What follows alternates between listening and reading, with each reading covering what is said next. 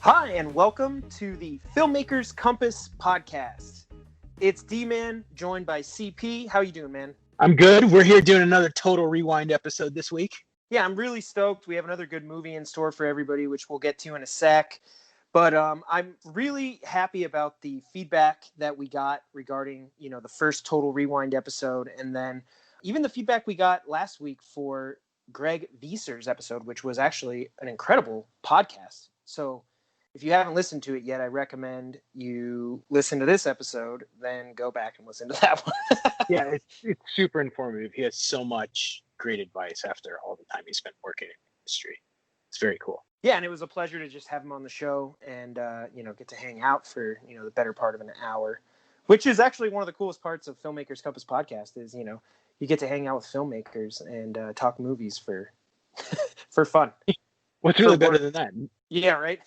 So anyway, I wanted to switch it up this week on the podcast because we actually have some shout outs to do this week, and I'm pretty excited about that. I want to, make sure that the people who left us feedback and left us comments on social media, we call that out on the show. So if you're ready, I'll go ahead and jump into that first. And good. The first person whose feedback we have is none other than Connor Geary, and that's at Teacup Adventure. And Connor jumped in about Greg's episode and said, Gregory Vieser has so much knowledge on film. This episode is a must-needed one to listen to. As a fellow aspiring film director, I learned so much great advice. So Connor, thank you. We appreciate you listening and, of course, dropping us the feedback. Connor has a few projects in the works himself, and hopefully at some point we'll be able to get him on as a guest. That would be pretty cool, I think. Yeah, maybe. I don't know about that. I think we could make that happen. So further shout outs at Aiden Martinez _actor jumped in on one of our posts and said, thank you for the shout out. Looking forward to listening. We hope you did listen. And in this case, we hope you're listening right now and you heard your shout out. At Egg Videography said, thank you. I'm excited to listen. Same notes to you as well. And we appreciate both of the comments. And finally, at Trio Dingle, oh, thanks. How wholesome. Can't wait to listen and see the podcast grow. So we appreciate any support. If you guys, find us wherever you're at on social media, if you want to go ahead and share the show, if you think your followers would find it valuable, that's much appreciated. And just if you enjoy the content, feel free to share and give us a shout out. We always appreciate, any feedback and notes that anybody has. So thank you all. That does it for shout outs. If you're ready, we can go ahead and announce the movie for this week's Total Rewind. Let's do it.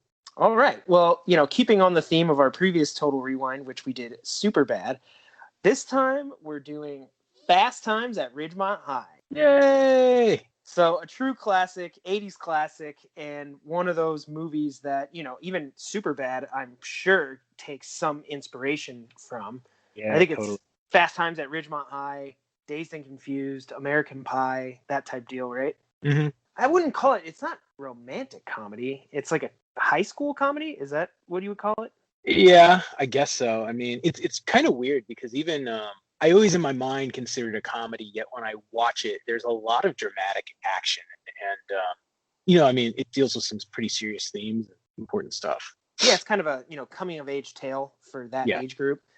And it does it really well. I mean, one of the things, obviously in preparation for this episode, I had the pleasure of rewatching it, which was awesome. And one of the things that stood out to me, it's weird, when I was younger, I thought a lot about it, but also thought nothing of it, was the nudity. Yeah, right.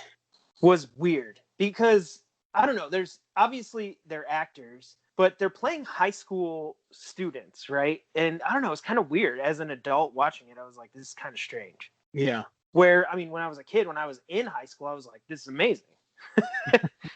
So, I don't know. It's just one of those things that really stood out as like, I don't know if they would do that today. Probably not, huh?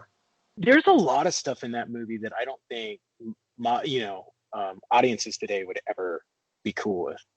Yeah, that, and I don't know if you've seen Dazed and Confused, but there's things in that I remember even, when I was younger being like, did people really used to do that? Yeah. It's I think part of what makes why the film is stuck around and kind of survived for almost 30 years here now is the fact that it's almost a time capsule into life in the 80s, right? And I think all Gen Xers look back on that film kind of fondly remembering the good old days. And for those of us who did not grow up in the 80s and go to high school, we can kind of look at it as this is what, life was like for the American teenager in 1982. And like you said, it has that time capsule quality, but it's also classic. There's a lot of stuff that comes from this movie that's obviously made its way into other high school comedies, but also into kind of mainstream lexicon. Totally. I guess. Yeah, you're absolutely right. If you want to go ahead and jump right into our lists on this movie, I'll throw it over to you first. So, sure. Fast Times at Ridgemont High, and list number 1 is going to be top 3 characters. Top 3 characters.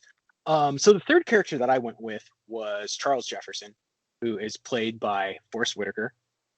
It's like his second movie as an actor. The thing I like about the character is he's clearly a much smaller character than kind of the other main characters in the film. But I thought it was really interesting because it breaks the 80s mold of the jock. In most 80s movies, the jocks are always kind of they're either bullies or they're the bad guys. And he's kind of, obviously has this weird relationship with Spicoli. For the most part, his storyline is about him, about the car that he drives, and about his one epic game against Lincoln. And I thought that was a different look at a character. When I was doing yeah. How awesome was that slogan for when they played Lincoln? It's Assassinate Lincoln. Yeah, very funny. I did not remember that. I was like, that is hilarious. When I was actually, obviously, and we didn't mention this to the audience, the backstory for the film is Cameron Crowe, who graduated high school early. He convinced the publisher, after spending some time traveling the world with Rolling Stone, to let him write a book where he went undercover at a San Diego high school. Oh, wow. And, I didn't know this. And so the characters that he wrote are based off of these real people that he observed. And I'd love to read the book. I looked on Amazon. It's going for like $800. So I'm probably not going to read it. But when I did a dive into it, one of the things I found out is that actually Charles Jefferson's character has some amazing stories in the book that never made it into the film. One of them is he gets on a bus and he forces the city bus driver to take him home since his car's in the shop. And again, I thought it was an interesting change on the jock character, and I would have loved to have seen more of the character from the book. The second character... now that you say all that, I'm like, me too. The second one I went with was Mark Ratner. And I just thought that, growing up as a teenage boy, I remember I could relate to his character. He's by far the most relatable. When he's trying to psych himself up, about going over and getting a phone number. Yeah. I just remember thinking, like, I understand that, dude. That is what, when you're like in middle school, high school, trying to talk to some of the opposite sex is like. And I thought they captured it perfectly. Another interesting note is, as I said, when I went back to research the book, Mark Ratner's character is based off of who ended up becoming Cameron Crowe's best friend when he sort of relived his senior year of high school. Oh, wow. And so I wonder if that's why, in some ways, his character is treated a little bit more generously, or he's a little bit more likable than the other characters in the film. Yeah. Maybe just some bias on Crowe's own experience, knowing this guy that he liked. Apparently, in real life, he ended up becoming like some millionaire working in the early days of computer programming. Also, nice. And then number 1 is obviously Jeff Spicoli.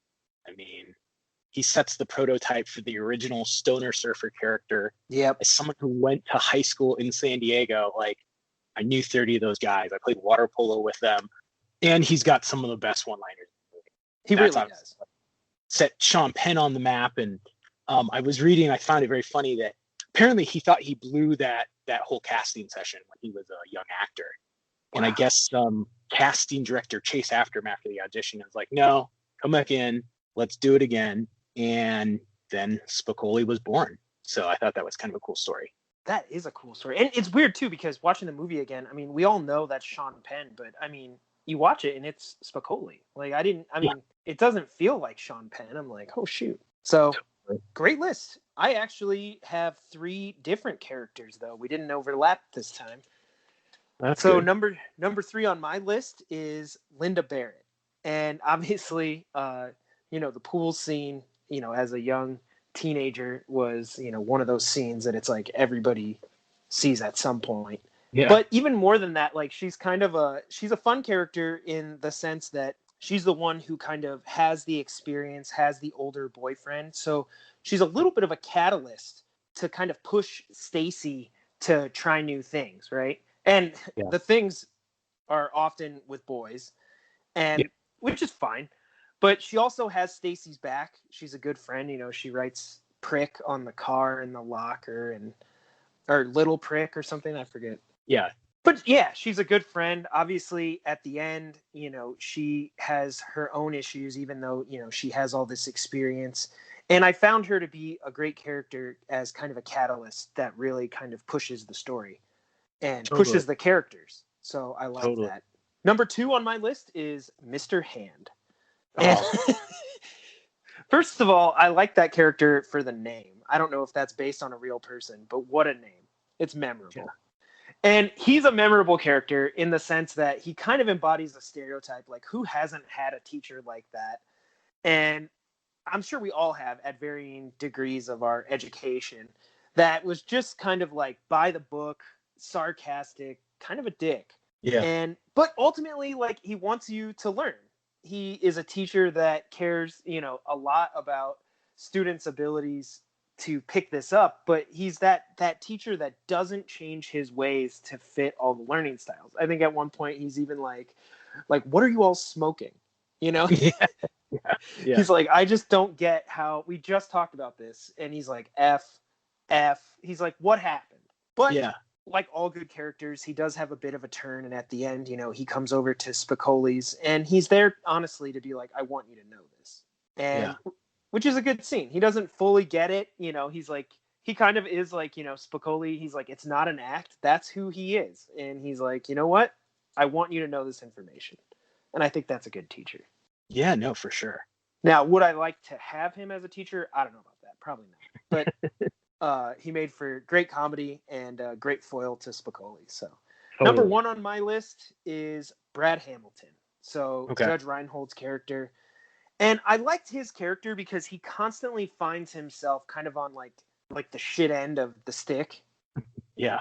Right? Like he's working fast food and he wants to break up with his girlfriend who also works there, but he gets fired before that for helping a guy during a bathroom break that costs him his job. And then his girlfriend breaks up with him. Then he has to wear a pirate costume. Then he's working and like his store gets robbed. He's that guy that like we're always, if you ever indulge in like self-pity, he's that guy who's like, why does this always happen to me?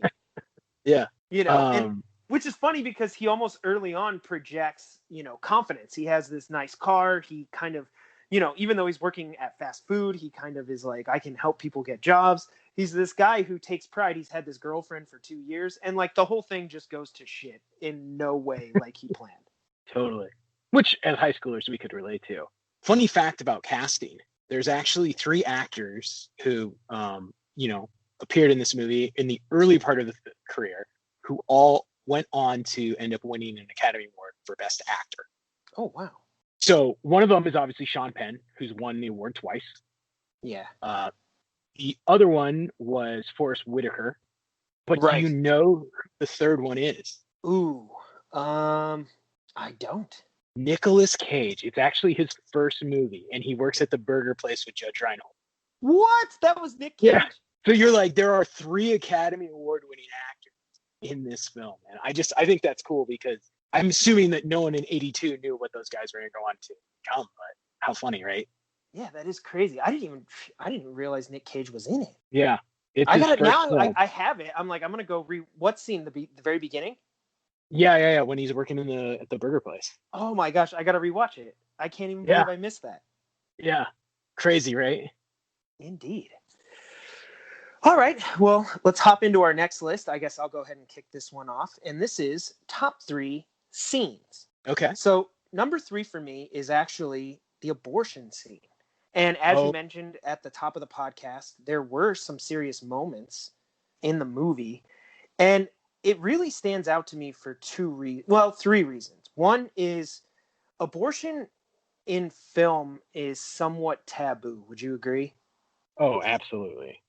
It's almost like a lot of stories when someone gets pregnant, they don't even really address it. A character might bring it up, but that's often dismissed. And so the second point about that scene is the kind of almost nonchalant nature of it stood out to me, where it was like not casual, but it was like, oh, that's just an option. Where Yeah. even Yeah. like myself, if I were, gonna be having a kid and I'm thinking about what my options are, I'm like, this is like a huge life decision, I would probably be freaking out. And instead it was kind of like, hey, can you take me to the clinic? Yeah. I was going to say, I was reading an interview with Cameron Crowe, and he was talking about obviously the controversy of that scene. And he talked about how Amy Heckerling's decision to shoot the abortion scene, and when he talked about it with her, she said, this is life, and I want to shoot it as life. And I thought it's weird because you watch it and it's almost politically neutral on the issue of abortion, which I don't think you would ever see in this day and age, where it would be totally politicized. And I thought that Yeah, was amazing right. on her part.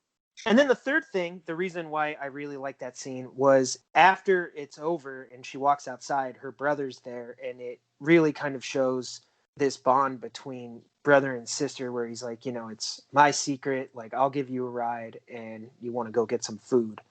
Yeah, Basically like, it has her back. yeah, has her back and is also like, I'm sorry you felt you had to go through that by yourself. Yeah, So, good one. yeah, I thought that was a very powerful scene. Number 2 on my list is the first day of class. So, Oh, great scene. kind of like my number 1, it's a bit of a montage scene where, they do those funny gags where like, a boy's walking down the hall, like checking out a girl and hits his head on a locker. They have people that are trying to get to class before the bell rings. And then the famous, Spicoli shows up late and it's the, I don't know quote on the board, but introduces, that character dynamic. But it Yeah, it just stands out as one of those scenes where I'm like, yeah, everybody on the first day of school, like they do the stuff where, someone's like, oh, do you know where this class is? And they're like, yeah, you got to go that way, and they run off. I was yeah. like, I've totally been there. I mean, you and I, when we were freshmen, both attended Penn High School in Mishawaka, Indiana, and that was a pretty big school, right? Oh, totally. It's indoors, so there's not multiple buildings to kind of find your way around. It's like a maze of hallways, and Yeah. you could get lost. I mean, I did. I don't know about you. Oh, totally. And I remember when we went to high school, they told us that it was called the mall school because it looked like a mall from the outside. Yeah. And I mean, honestly, as a teenager, I remember the first day of school, for us, it was the girls. You would see girls throughout the summer, and obviously like I had friends who were girls that you would see, but when you go back to school with, essentially like almost 3,000 students, yeah, that was a fun day. So, and number 1, as I mentioned, is another montage scene. It's the one that opens the movie, and it's one of my favorite scenes in a high school comedy, and that's the montage at the mall. Oh, that's a great scene. I mean, it almost feels lifted out of like season 3 of Stranger Things, and I'm sure Oh, there's things totally. in Stranger Things season 3 that are a complete homage to that mall scene. Yep. But everything about it just feels right. I mean, the escalators, the mall's packed, there's students working, they're talking about relationships, trying to, get into the movies, do all the things that happen at the mall, which it's just such a fun place, especially when you go back to the Midwest. And this was Chicago, correct? No, well, it took place in San Diego, but it was filmed in LA. Okay. Well, that makes sense. Beach scenes. Yeah. So those are my top 3 scenes. I'll throw it over to you. Great list. We overlap a little bit, so I will keep it brief. Number 3 for me is the end of the film with Spicoli and Brad in the convenience store. Oh yeah. First of all, I think they have a great dynamic. And throughout the entire movie, we see Brad failing, right? He has these goals and he fails. And he fails first job, second job, in his relationship. But in this one, we see him finally succeed. And we think he's about to fail, but he ends up being successful and foiling a robbery. And it's nice to end the movie on that high note for him. And I always wonder watching it too, and if I ever get the chance to ask him, I totally will, if this scene in any way inspired Kevin Smith to write Clerks. Oh, that's interesting. Because it just there's just something about it where you watch this little vignette in the story, and I'm like, this, you could make a movie out of it and be entertaining. The second scene for me is when Stacy loses her virginity. Okay. She goes with that older dude. He takes her to the dugout at the point. And the reason why this scene, every time I watch it, makes me so uncomfortable. And I think that's just a testament to good filmmaking, right? The way it's shot, she's looking up at graffiti on the ceiling. And I think it's like this very honest scene. And at the same time, we can tell that this isn't what Stacy wants and what she imagined. And we can kind of see the disappointment in her as it's happening. Right. We think that this dude Rob is like a super sketchy, sleazy guy who's like a 26-year-old picking up a high school girl and taking her on a date to like the point, which is a dugout where they hook up in like the dugout of like an abandoned baseball field, and it's like super, super, super just dirty. Yeah. And this is important because at the end of the movie, Stacy reaches the decision when she's talking with Lisa where she says, I don't want sex, I want romance. Mm-hmm. And that's something that she didn't get from Ron. She didn't get from, the other relationships that what was his name? Damone? Yeah, Damone. And even when she goes on the date with Rat, she doesn't get it. And to add to the uneasy feeling, right, they play somebody's baby the entire time in the background. And we're literally watching as someone takes that step from childhood to adulthood through that kind of one-way door. Mm-hmm. And I think it's a very powerful scene. And as a filmmaker, you could learn a lot about storytelling through the way that it's shot. And then number one for me is the mall scene in the opening, as you. I just think it captures life as a teenager. Yeah, I agree. And there's a couple scenes like it, right? There's the football, there's the football game. There's the first day of school, the dance at the end, and they feel very documentary-like. Yeah, they do. Right, like it's almost like they're just saying this is the life of a high schooler. And I'm always reminded of the movie, the documentary High School, the 1968 film from Frederick Wiseman. And I feel like this had to have been something that the filmmakers were aware of when they made it, just because we're kind of watching these adolescents figure life out on camera in front of us. And I think it's a very restrained approach that's taken in this scene. And I think that's why it's so great. Yeah, love it. Great list. I guess let's go ahead and jump into our next list, which is going to be top 3 quotes from Fast Times at Ridgemont High. So you want to take this one? Sure. So my third quote is obviously from Spicoli, and it's where he's driving to the party with Jefferson's little brother, and he's like, people on lewds should not drive. And it's just hilarious because he's drinking and smoking and weaving between cars that are obeying traffic laws. And, most of what Spicoli says brings you a great laugh. And it's just the most obvious. It's like that didn't need to be said. Yeah, right. But it's hilarious. My second favorite quote is when Damone is explaining his 5-point plan to Rat. And the fifth point on it is, or the final point on it is, and when it comes to making out whenever possible, put on side 1 of Led Zeppelin 4.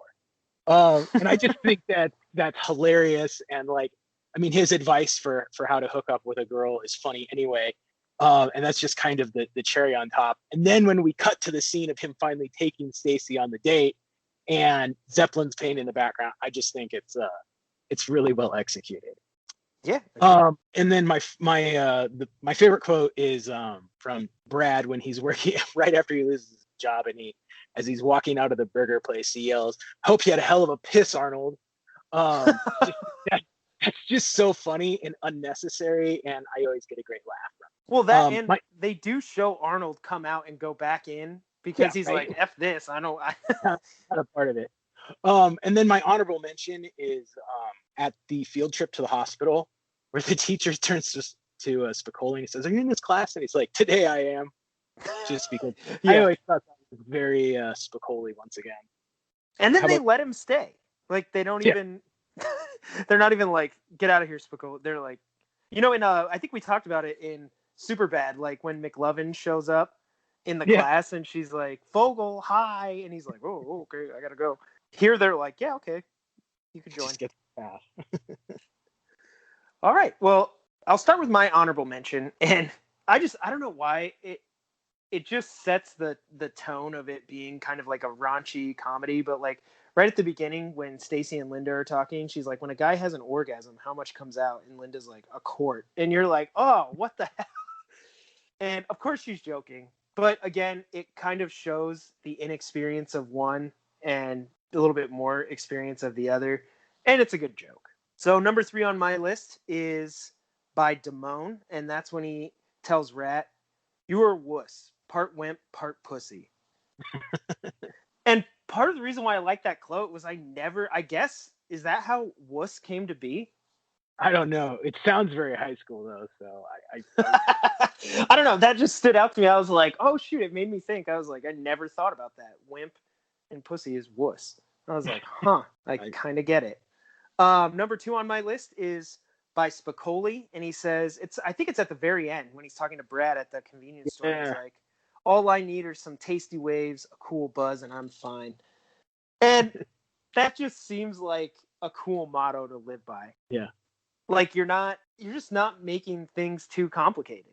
He's like, "Yeah, whatever happens, happens." And I'm like, I like that.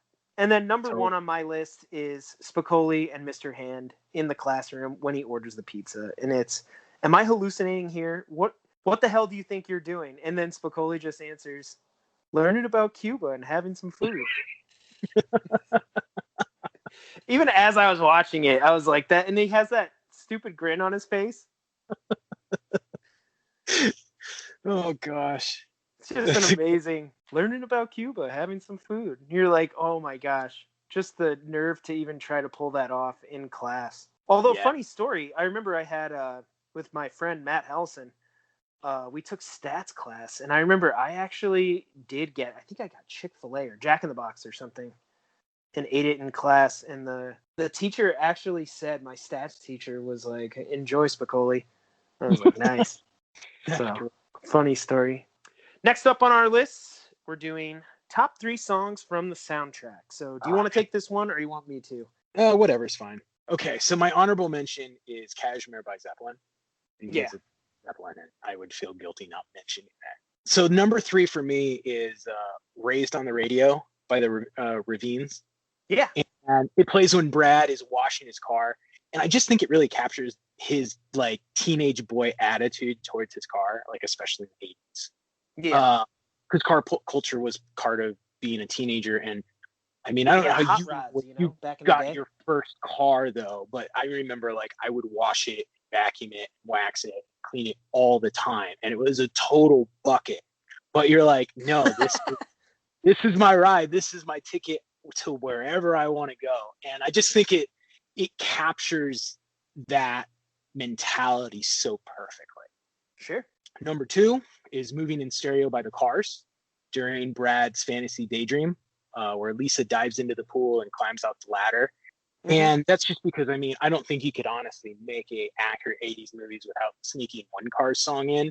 And it just, the music is part of what makes that scene so amazing. Agreed. And then number 1 for me is American Girl by Tom Petty in The Heartbreaks. It starts right as that guy throws a roll of toilet paper at the school, and it kicks in, and we just watch high schoolers in the wild, their natural habitat, and it makes that scene in so many ways.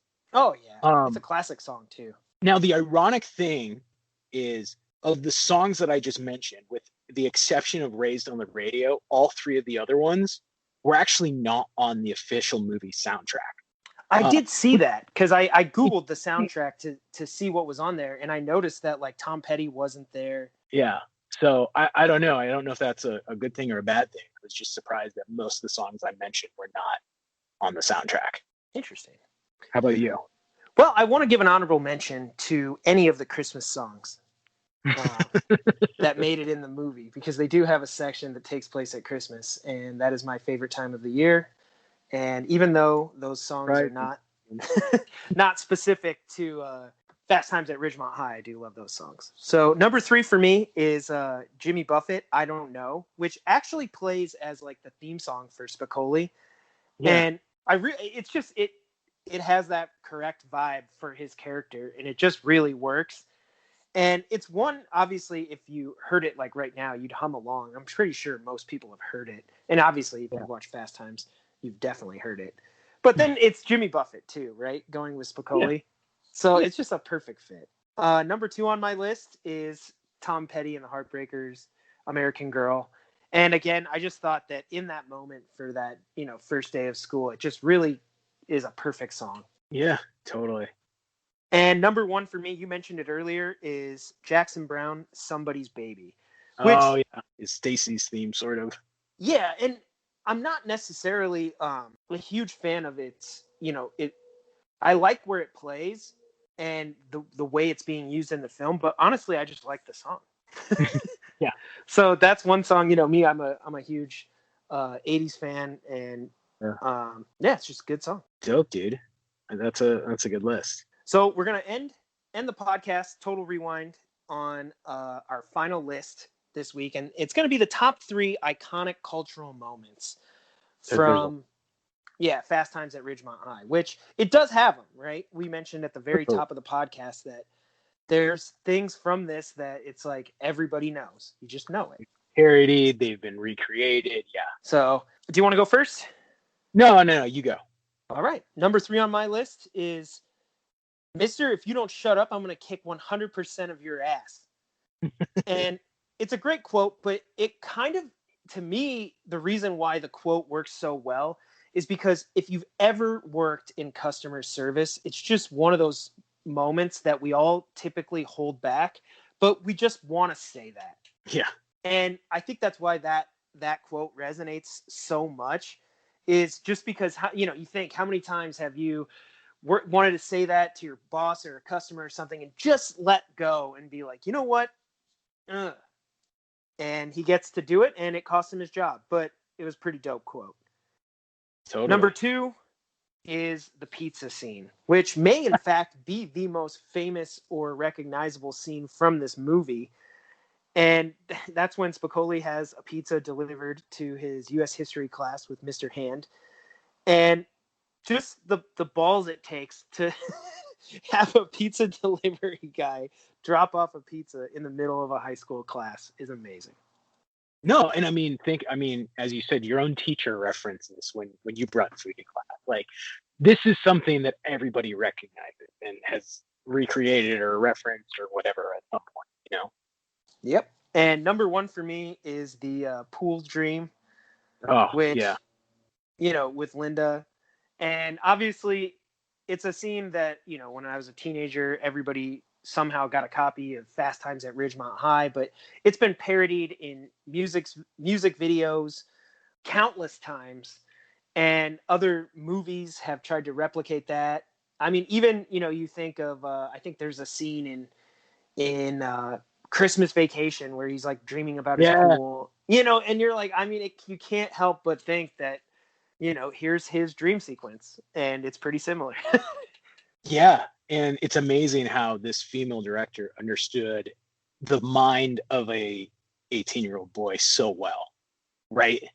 Yeah. And then of course, who didn't have a crush on Linda? Totally, dude. It's a great scene. Honestly, I mean, the Spicoli scene and the pool scene, I have those same things as my 2 and 1. The only place we really different is the third iconic scene that the one where Spicoli wins the surf competition.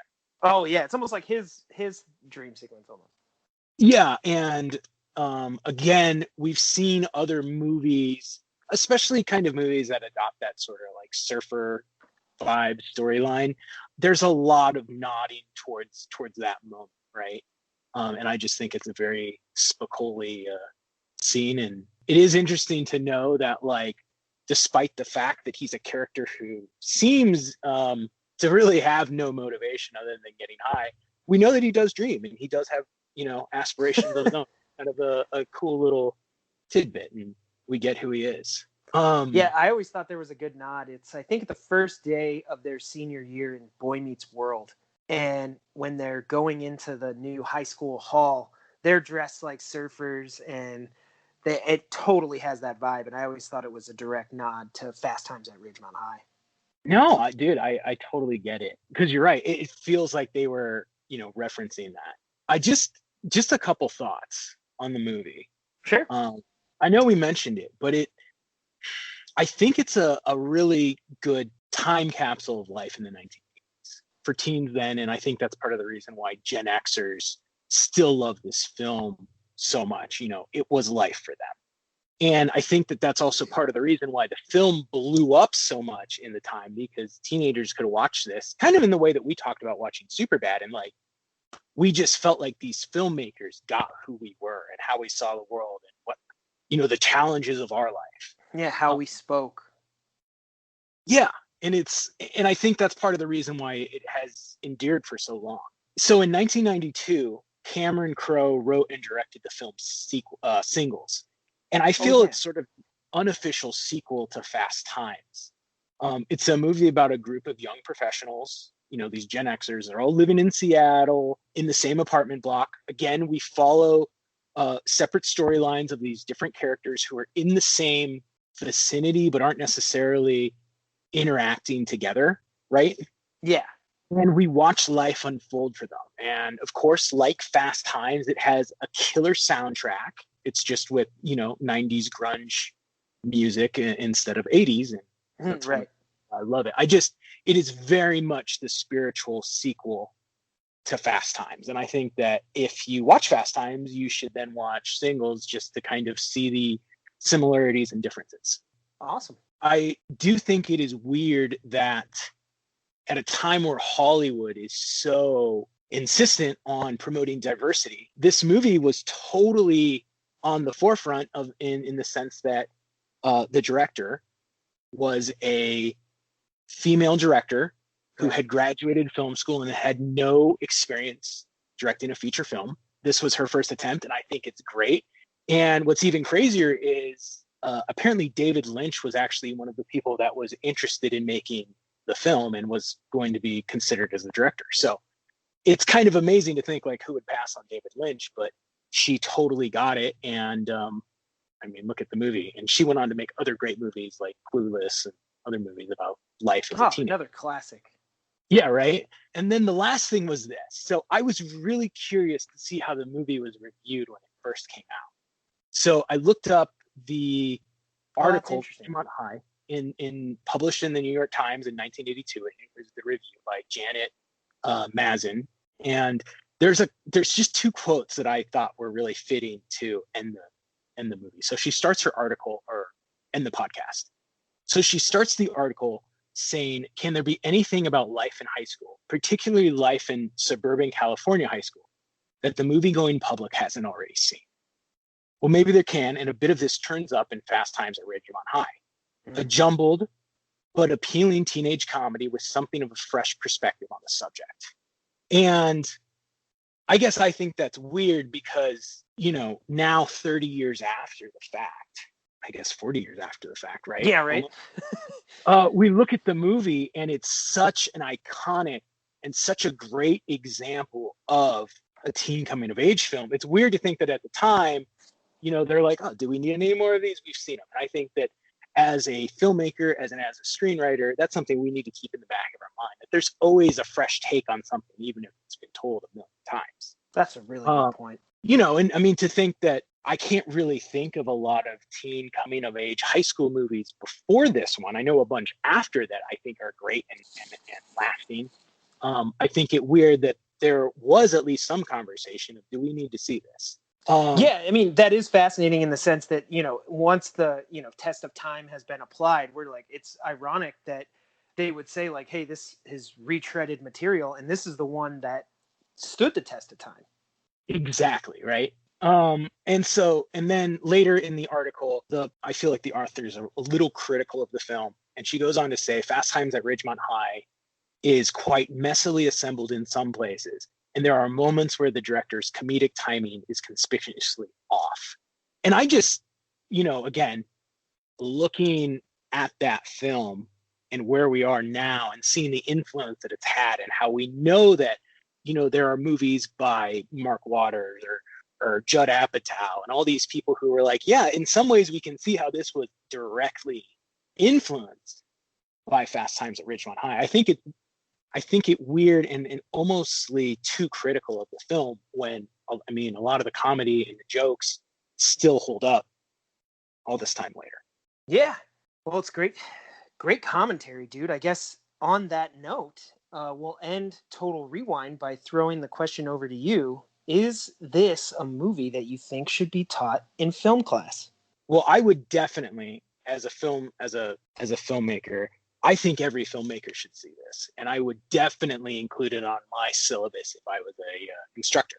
I think the fact that there's so many components that have almost these timeless characteristics, I think that there's a lot that you can learn. I think Cameron Crowe as a screenwriter is incredibly talented, and he shows how you can tell a story that's not necessarily linear, but is still, compelling and interesting and full of characterization, even though it's spread across 6 people as opposed to, one main character. It's a great use in also how to pick a killer movie that embodies and uses music to tell the story.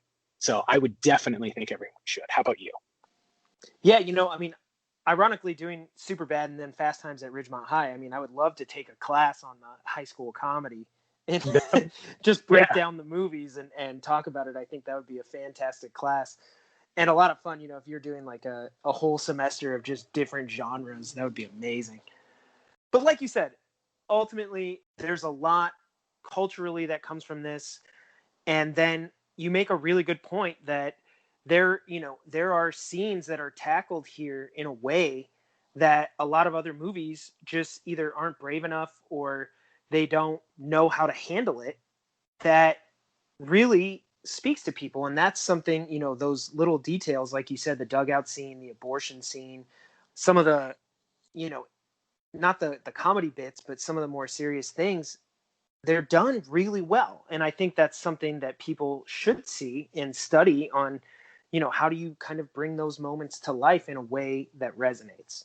And that's why I would say yes. Fantastic. Well, if you listen this long, we would love to know your thoughts. Have you seen the movie? Do you agree with our list or not? And what do you think? Is this something that everyone should see in film school, but probably didn't? And on that note, we're ending this week's episode of Total Rewind. So you can follow me at Big Kid D-Man and Christian at NDCal5. And be sure to follow the podcast at Film Comp Podcast on Instagram, Twitter, and you can find us Filmmakers Compass Podcast on Facebook and YouTube and Anchor. So be sure to follow the show, and thank you for listening.